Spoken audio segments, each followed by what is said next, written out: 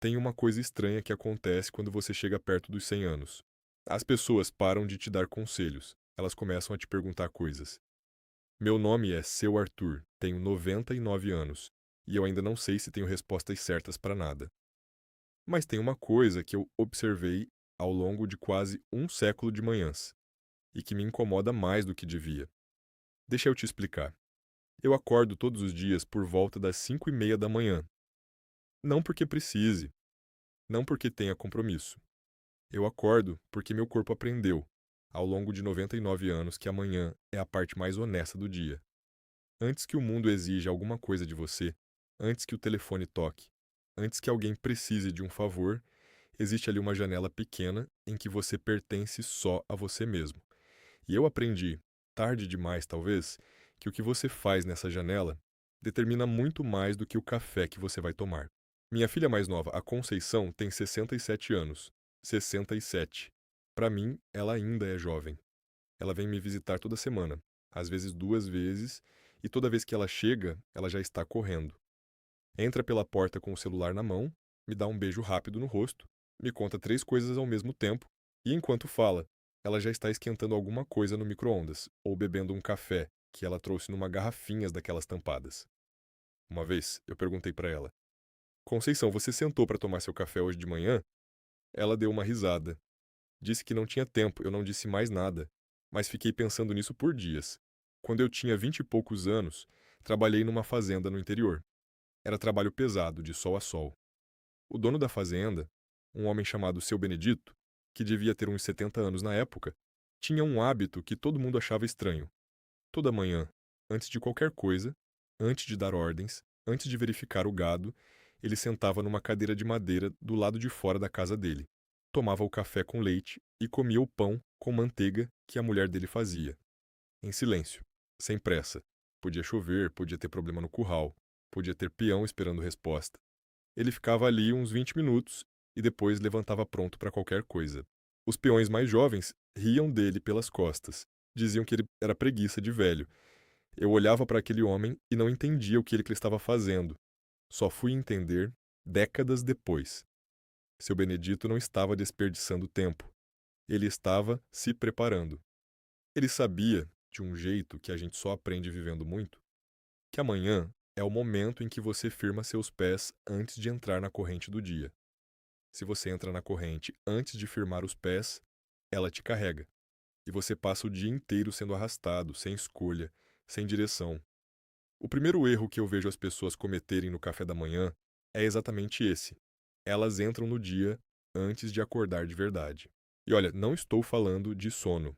Estou falando de uma espécie de presença. Existe uma diferença enorme entre estar acordado e estar presente. Você pode abrir os olhos, se levantar, preparar o café, ligar a televisão, olhar o celular, tudo isso, e ainda estar completamente ausente. O corpo está na cozinha, mas a mente já está no trabalho, já está no problema de ontem, já está antecipando o conflito de amanhã. E o café da manhã passa sem que você tenha estado lá nenhum segundo.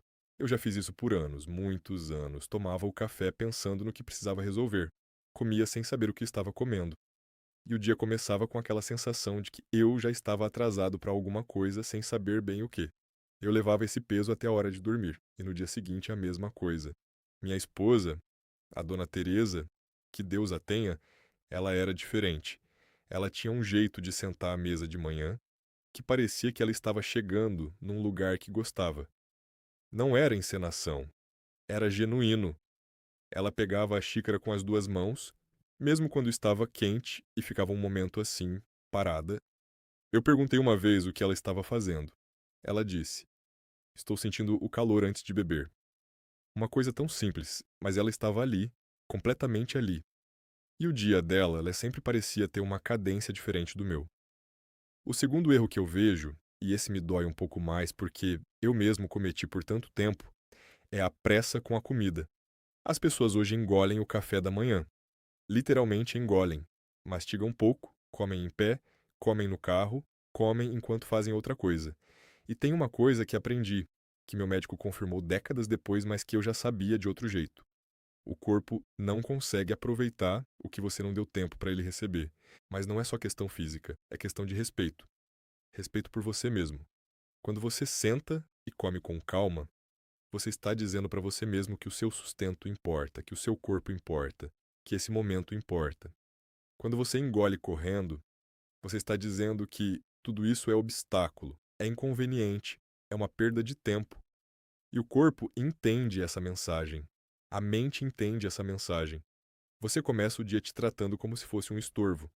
Eu tive um amigo, o Geraldo, que morreu alguns anos atrás com 80 e poucos anos. Homem saudável, a vida inteira trabalhador, bom coração, mas Geraldo nunca parou. Desde jovem ele tinha orgulho disso, de nunca parar. O café da manhã dele durava 5 minutos no máximo. Ele achava que estava sendo eficiente. Certa vez, já velho, ele me disse que tinha passado a vida inteira com uma sensação de fome que nenhuma comida resolvia. Eu entendi exatamente o que ele quis dizer. Não era fome de comida. O terceiro erro é um que eu demorei muito para reconhecer e que vejo todo dia nas pessoas ao meu redor, inclusive nas mais jovens, quando vêm me visitar. Usar a manhã para consumir preocupação antes de ter força para carregá-la. Hoje em dia, isso se chama de checar o celular logo cedo. No meu tempo, era ligar o rádio com notícia ruim ou ficar ruminando os problemas da véspera antes mesmo de comer alguma coisa. O efeito é o mesmo. Você enche a cabeça com peso antes de ter tido 1 minuto de leveza. E aí você precisa carregar esse peso o dia inteiro com um corpo e uma mente que ainda estão acordando. Existe uma sabedoria muito antiga que eu ouvi de um padre velho quando eu era ainda jovem, que dizia que as preocupações do dia têm o peso exato que você dá a elas, mas que esse peso dobra quando você as carrega com o estômago vazio e os olhos ainda pesados. Eu ri naquele dia. Achei que era coisa de homem velho. Com o tempo, fui entendendo que ele tinha razão de um jeito que ia além da metáfora. Quando meu filho mais velho passou por um período difícil na vida dele, anos atrás, ele tinha o hábito de acordar e já ir direto para o celular, checar as notícias financeiras. Ele trabalhava na área. Todo dia começava com ansiedade antes de beber a primeira gota de café. Eu disse para ele uma vez: Filho, as notícias vão estar lá depois do café. Ele disse que precisava estar atualizado. Eu disse: Você vai estar mais atualizado depois de ter comido alguma coisa. Ele não me levou muito a sério naquele momento.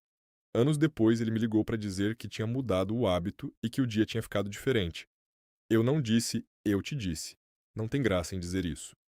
O quarto erro é mais difícil de falar porque é mais íntimo. É comer sozinho sem escolher comer sozinho. Tem uma diferença entre a solidão que você abraça e a solidão que te engole sem pedir licença. Muitas pessoas, especialmente as mais velhas, tomam o café da manhã sozinhas todos os dias, não porque querem, mas porque foi assim que as coisas foram ficando. Os filhos cresceram, foram embora, o cônjuge faleceu, os vizinhos mudaram, e aos poucos, a mesa da manhã foi ficando silenciosa, não de um silêncio escolhido, mas de um silêncio que pesa. Eu sei o que é isso. Depois que a dona Teresa se foi, eu fiquei uns 3 anos tomando café da manhã de um jeito que eu mal consigo descrever. Eu preparava para dois por hábito, colocava 2 xícaras. Às vezes eu percebia só quando ia sentar. E havia dias que o café esfriava antes de eu beber, porque eu ficava olhando para a xícara dela sem saber o que fazer. O erro não é estar sozinho. O erro é não reconhecer o que você precisa e não buscar, dentro do possível, alguma forma de conexão, uma ligação para alguém. Sentar perto de uma janela, onde você ouve a rua. Às vezes, convidar alguém para tomar café não precisa ser um evento, não precisa de planejamento, pode ser uma coisa simples e espontânea. Mas a gente vai adiando, vai achando que incomoda, vai diminuindo a própria necessidade de companhia como se fosse fraqueza. Não é fraqueza, é o que nos mantém humanos. O quinto erro é o que eu deixei por último porque é o mais silencioso de todos e talvez o mais custoso. É tomar o café da manhã sem nenhuma gratidão, pequena que seja, pelo fato de estar acordado. Agora, eu sei que isso pode soar como conselho de cartão motivacional, mas não é isso que eu quero dizer.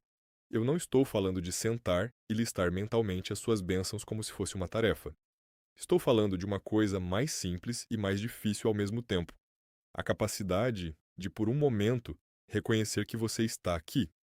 Eu tenho 99 anos. Eu enterrei amigos, irmãos, minha esposa, um filho, Eu sobrevivi a coisas que não esperava sobreviver e perdi coisas que achei que nunca perderia. E tem dias, olhando para minha xícara de café pela manhã, que eu ainda fico surpreso de estar aqui, não com alegria exagerada, não com drama, só uma espécie de reconhecimento quieto. Ah, mais um dia. Esse reconhecimento muda alguma coisa no jeito que você começa. Não transforma o dia em algo mágico. Não resolve os problemas que estão esperando por você, mas cria uma espécie de fundação, uma lembrança de que você está aqui por acaso e por esforço ao mesmo tempo, e que nenhum dos dois deve ser ignorado. As pessoas tomam o café da manhã todos os dias como se fosse garantido.